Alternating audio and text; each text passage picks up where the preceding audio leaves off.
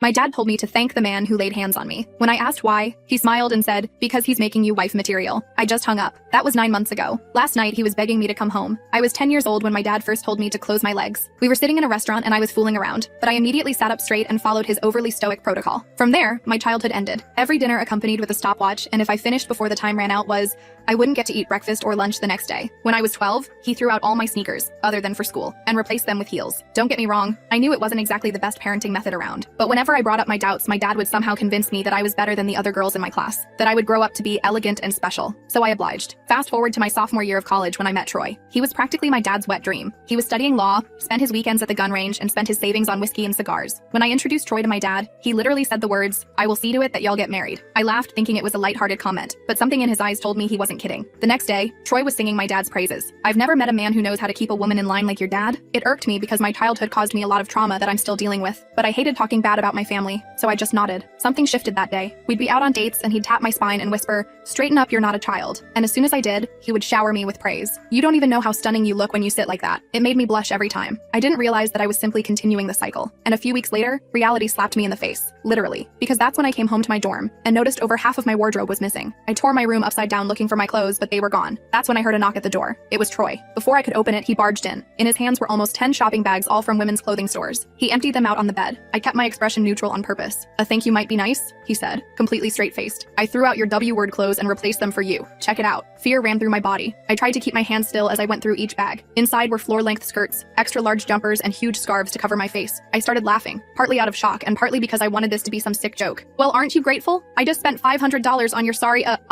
The sudden tone change made my nervous system jolt. I silently looked up at him, pleading with my eyes for him to calm down. Instead, his hand smacked my cheek. I pressed my tongue to the roof of my mouth to stop myself from crying. I managed to muster a "Thanks, Troy." He responded by lunging at me for a hug. "I hope you know I only do all this because I love you." I nodded, and he left to go to a lecture. As soon as the door closed, I broke down crying. I knew I needed to leave, but I was too scared to do it alone. So I called my dad. My hands were shaking so badly I had to press the call button twice. When I explained what happened, my dad provided a lot of comfort, except not towards me. It was towards Troy. "Well, if you tested him enough to make him lose his cool, then you need to take some accountability. Men don't snap for no reason." I opened my mouth to respond, but nothing came out. "Are you listening to me?" he asked, his voice going sharp. "Yeah, good girl." I could hear the smile in his voice. "Now, when Troy gets back, I want you to thank him properly. He's putting in the work to make you better, and you owe him that respect." I just hung up. I knew breaking up with Troy meant finally cutting off my dad for good, but I did it anyway, because I had already lived my entire childhood in fear, and there was no way I was going to choose to continue suffering. I did it over text and blocked him right after. And that same day, I drove to my dad's house. I expected him to shout at me, to call me an R-worded S-L-it, but to my surprise, he just said, "Oh, okay," before going really silent. I figured it was some passive-aggressive attempt at manipulation,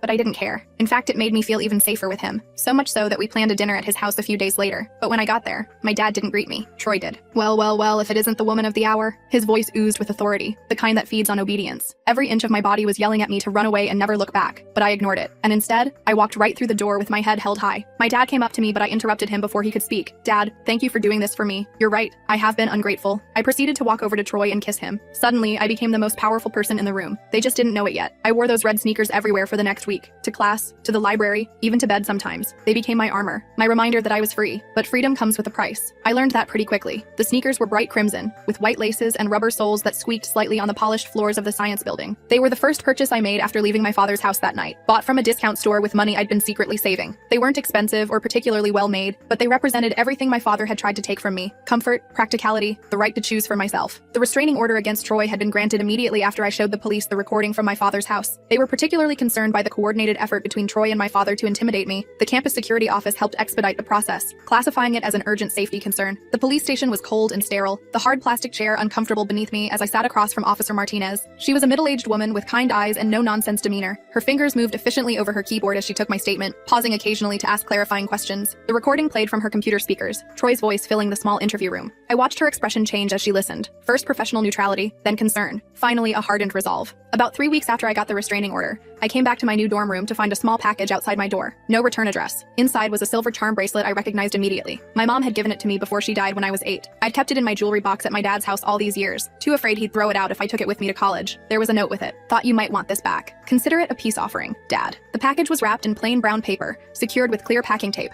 My name was written on it in my father's distinctive handwriting, all capital letters, perfectly aligned. The bracelet inside was nestled in a bed of cotton, the silver still bright despite years of sitting unworn in my jewelry box. I lifted it carefully, feeling the weight of it in my palm. Each charm had been selected by my mother: a tiny book for my love of reading, a miniature piano for the lessons I'd just started, a small heart that opened to reveal a microscopic photo of her. I stared at the bracelet for a long time. It was the only thing I had left of my mom, and my dad knew that. He knew exactly what buttons to push. I put the bracelet on and tried not to think about what it meant that he was reaching out. Maybe he was genuinely trying to make amends, but deep down, I knew better. This was just another manipulation tactic. The next day, I got an email from the dean's office requesting a meeting. When I showed up, Dean Patterson looked uncomfortable. "Your father called," she said without preamble. "He's concerned about your mental health, says you've been making false accusations against your boyfriend." My stomach dropped. Ex-boyfriend. And they weren't false. I have a restraining order. She nodded. "I'm aware, but he's quite persistent." Mentioned something about potentially withdrawing financial support. Dean Patterson's office was warm and cluttered in a way that suggested actual work happened there. Books lined the walls, academic journals were stacked on the corner of her desk, and a half-empty coffee mug sat on a coaster shaped like the university mascot. The leather chair I sat in was worn soft from years of nervous students. And there it was, my dad's real play. He was threatening to stop paying my tuition. "I have a scholarship," I reminded her. "It covers most of my expenses." "Most, yes, but not all." She slid a paper across the desk. "These are the resources available if you find yourself in financial difficulty, just in case." I took the paper, my hand trembling slightly. "Thank you." The paper was warm from the printer, the university letterhead bold at the top of the page. It listed various financial aid options: work-study programs, emergency loans, scholarship opportunities. At the bottom was a handwritten note from Dean Patterson with her personal email address,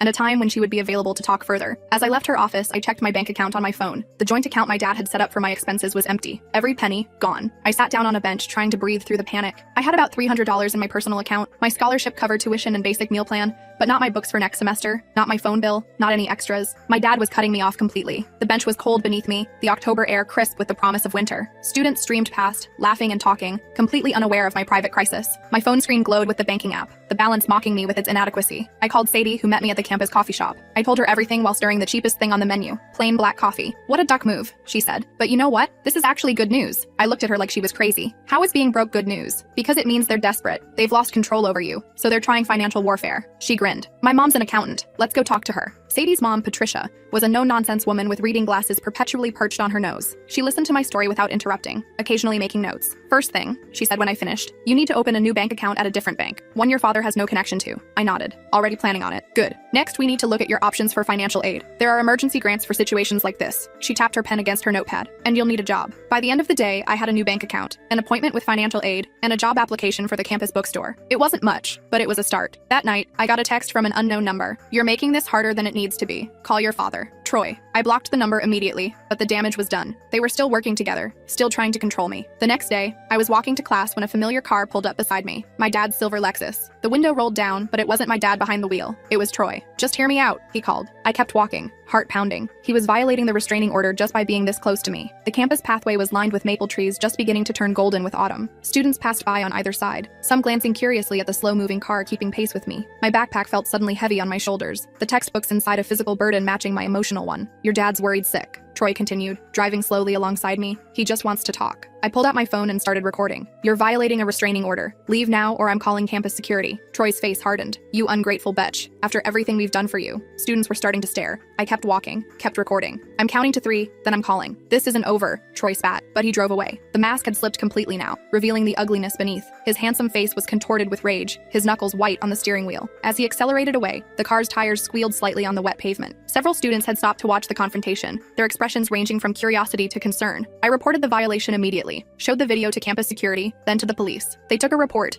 but warned me it might be hard to prove he was within the 100-yard limit just from the video. That afternoon, I met with the financial aid office. The counselor, a kind man named Ronald, reviewed my situation. "There are options," he assured me. "Emergency aid, work-study positions, loans if necessary." I left with paperwork and a slightly lighter heart. I could do this. I could stand on my own. But my dad wasn't done. Not by a long shot. The next week, I got a call from my landlord back home. I'd been renting a small storage unit for things I couldn't fit in my dorm. "Someone's been asking about your unit," he said. "Guy named Troy. Said he was your fiancé and needed to get some of his things." My blood ran cold. "He's not my fiancé. He shouldn't have access." "That's what I figured. Just wanted to warn you." I thanked him and hung up, then immediately called Juniper at the counseling center. "They're escalating," I told her. "I'm scared." The storage facility was on the outskirts of town, a series of identical metal units with orange doors and padlocks. I'd rented the smallest one available, using it to store winter clothes, books I couldn't fit in my dorm, and a few keepsakes from my childhood that I'd managed to smuggle out of my father's house over the years. The thought of Troy trying to access it, trying to inventory my possessions, perhaps planning to take or destroy them, made me feel violated all over again. Juniper helped me make a safety plan. I changed my routes to classes, started using the buddy system with Sadie and other friends, installed extra locks on my dorm room door. The campus bookstore hired me, which was a small victory. The pay wasn't great, but it was something. I worked evenings and weekends, shelving books and running the register. It was mind-numbing work, but I needed the money. One night, about a month after the restraining order, I was closing up the store alone when I saw Troy waiting outside, just standing there, staring through the glass door. I locked myself in the back office and called campus security. By the time they arrived, Troy was gone, but he'd left a note taped to the door. "We need to talk. Your dad is sick." The back office was barely larger than a closet, crammed with a desk, filing cabinet, and shelves of office supplies. The single overhead light flickered intermittently, casting strange shadows on the walls. I huddled under the desk, phone pressed to my ear, trying to keep my voice steady as I spoke to the dispatcher. My heart pounded so loudly I was sure Troy could hear it through the door. I knew it was probably a lie, another manipulation tactic. But what if it wasn't? What if my dad really was sick? I called my Aunt Kathy, my dad's sister. We weren't close, but she'd always been kind to me. "Is Dad okay?" I asked when she answered. "What? Yes, he's fine. I just had lunch with him yesterday." She paused. "He didn't mention you." Relief and hurt washed over me in equal measure. Troy told me he was sick. I guess he was lying. Aunt Kathy was quiet for a moment. "Your dad's not sick, but he's not fine either. He's angry, Catherine. Angrier than I've ever seen him. Because I won't let him control my life anymore. Because you've embarrassed him. The restraining order, the accusations against Troy. People are talking." I almost laughed. "So this is about his reputation?" "It's always been about his reputation," she said softly. "Ever since your mom died. He couldn't control what happened to her, so he tried to control everything else, especially you." The phone felt heavy in my hand as Aunt Kathy's words sank in. I was sitting on my bed, back against the wall, knees pulled up to my chest. Outside my window, the campus was quiet, most students already gone for the evening. A single lamp illuminated my room, casting long shadows across the floor. The charm bracelet on my wrist caught the light, the tiny book charm seeming to glow. For the first time, I wondered if my mother had seen signs of my father's controlling nature before she died, if she had worried about leaving me alone with him. After we hung up,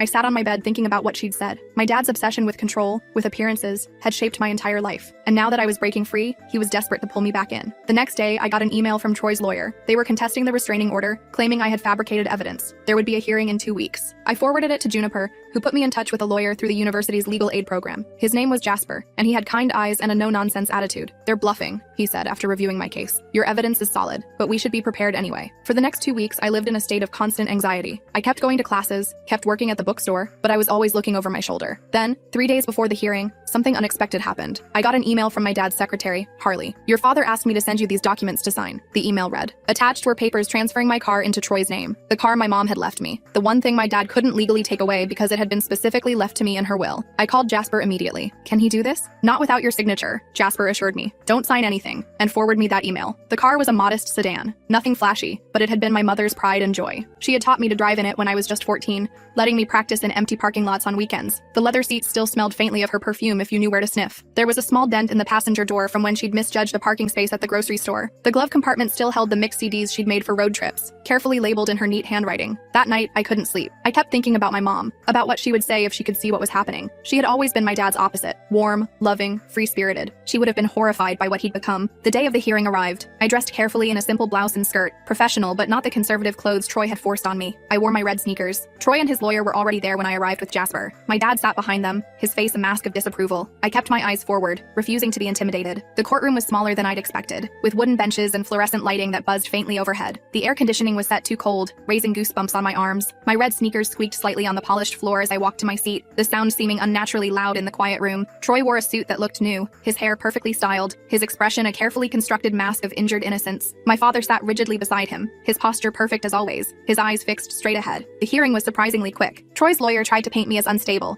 claiming I had a history of making up stories for attention. But Jasper presented the evidence methodically. The videos, the journal entries, the bruises, witness statements from Sadie and others. The judge reviewed everything carefully, then looked directly at Troy. "The restraining order stands," she said firmly. "And Mr. Nowak, I would advise you to abide by it. The court takes violations very seriously." Relief washed over me. I'd won this round. As we left the courtroom, my dad stepped into my path. "This isn't over," he said quietly. "You're making a mistake." Jasper stepped between us. "Mr. Liu, I suggest you keep your distance from my client." My dad's eyes narrowed. "She's my daughter. She's an adult," Jasper countered, "and she's made her wishes clear." For a moment, I thought my dad might argue further, but he just shook his head and walked away, joining Troy at the elevator. I should have felt victorious. Instead, I felt hollow. This was my family. This was what we'd become. The next day, day, I went to work at the bookstore, trying to put the hearing behind me. I was restocking the psychology section when I noticed a man watching me. Not Troy, not my dad. Someone I'd never seen before. He approached as I was shelving the last book. "Excuse me, are you Catherine Liu?" I tensed, ready to call for help. "Who's asking?" He handed me a business card. "Jesse Tanaka. I'm a private investigator hired by Troy Nowak." My heart skipped a hit. "You shouldn't be talking to me. There's a restraining order." "I'm aware. That's why he hired me." Jesse's expression was neutral. "He wants me to build a case against you. Find dirt. Prove you're unstable." I started to walk away. "Then why are you telling me this?" "Because I don't take cases that involve stalking young women." He followed me to the end of the aisle. "I'm dropping him as a client, but I thought you should know what you're dealing with." I stopped, turning to face him. "Why should I believe you?" Jesse shrugged. "You shouldn't, necessarily. But check my credentials if you want. I've been in this business 20 years, never worked for abusers." After he left, I Googled him. He seemed legitimate, which meant Troy was escalating again, hiring someone to dig into my life. I told Jasper, who advised me to document the encounter, but not to worry too much. If this PI is legitimate and refusing the case, that's actually good news. It means Troy's getting desperate. But Troy's desperation made him more dangerous, not less. I knew that firsthand. The next week was midterms. I threw myself into studying, grateful for the distraction. The financial aid had come through. Not a lot, but enough to cover my basic expenses. I was making it work. Then one evening I came back to my dorm to find Sadie waiting with a strange expression. "You got a delivery?" she said, pointing to a large box on my bed. I approached it cautiously. No return address. I opened it to find a wedding dress. Not just any wedding dress. The exact one I'd once mentioned liking when Troy and I had walked past a bridal shop months ago. Pinned to it was a note. "It's not too late to make the right choice. Dad." I sat down hard, my legs suddenly weak. The dress probably cost thousands, and my dad had bought it as what? A bribe? A threat? Sadie helped me pack it back in the box. "We should report this," she said. "It's creepy as hell." I nodded, numb. "Tomorrow.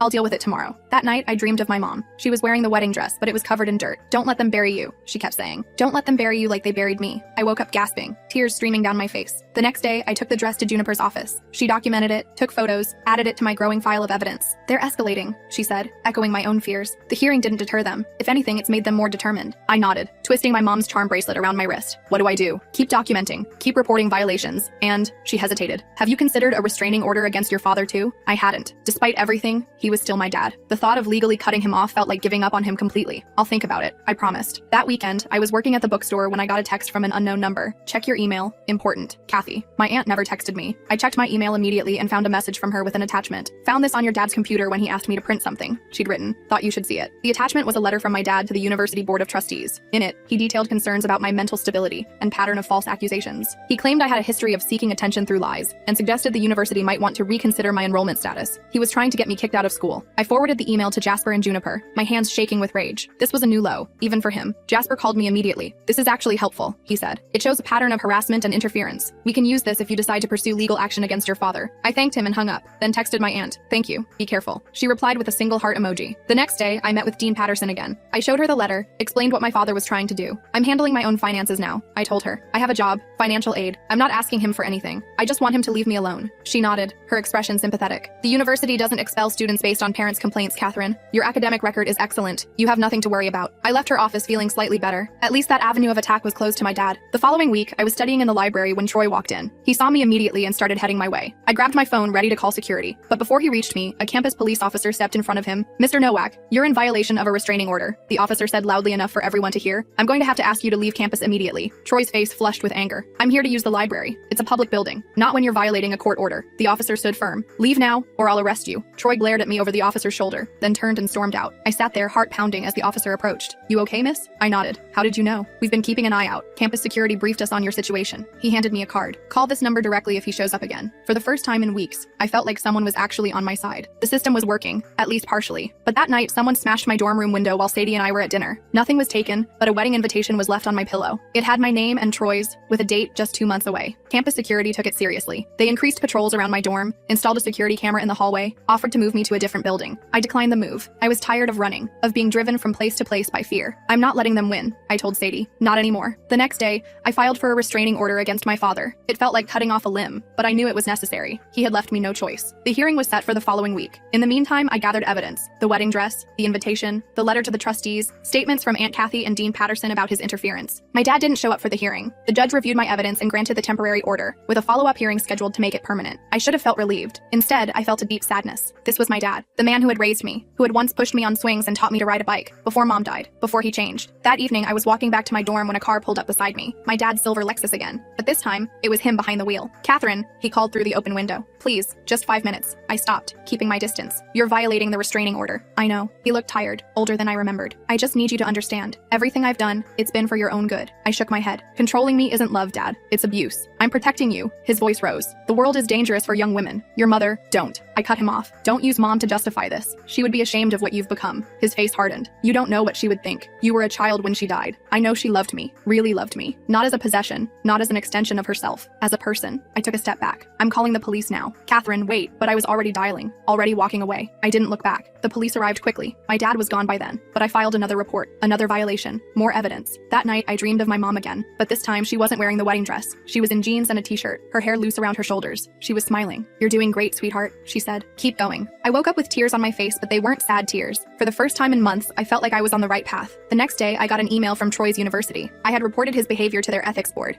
Given his status as a law student, the email informed me they were conducting an investigation. It was a small victory, but I take it. That afternoon, I was working at the bookstore when Sadie burst in, out of breath. You need to see this, she said, thrusting her phone at me. It was a social media post from Troy. A long, rambling statement about how he was the victim of false accusations, how I had manipulated and used him, how he was fighting for his reputation and future, and at the end, a chilling line. Some people won't be satisfied until they've destroyed everything, but I won't let that happen. One way or another, this ends now. I showed it to my manager, explained the situation. She let me leave early, had another employee walk me back to my dorm. I called Jasper as soon as I got there. Is this a threat? I asked, forwarding him the post. It's vague enough that he could claim it wasn't directed at you specifically, Jasper said. But given the context, yes, I'd consider it threatening. We should report it. I did, adding it to my growing file of evidence. But the post had already done its damage. People were commenting, taking sides. Some of Troy's friends were messaging me, calling me a liar, a manipulator. The online harassment continued for days. I tried to ignore it, focus on my classes, my job, but it was wearing me down. Then, a week after the post, something changed. Troy's account went silent. The harassment stopped abruptly. I found out why when Juniper called me. Troy's been arrested, she said. He violated the restraining order again. Someone reported him lurking outside your dorm last night. Relief washed over me. Will they keep him this time? For a while at least. And with his previous violations, he's facing serious consequences. One threat neutralized, at least temporarily. But my dad was still out there, still angry, still determined to bring me back under his control. The final hearing for the permanent restraining order against him was approaching.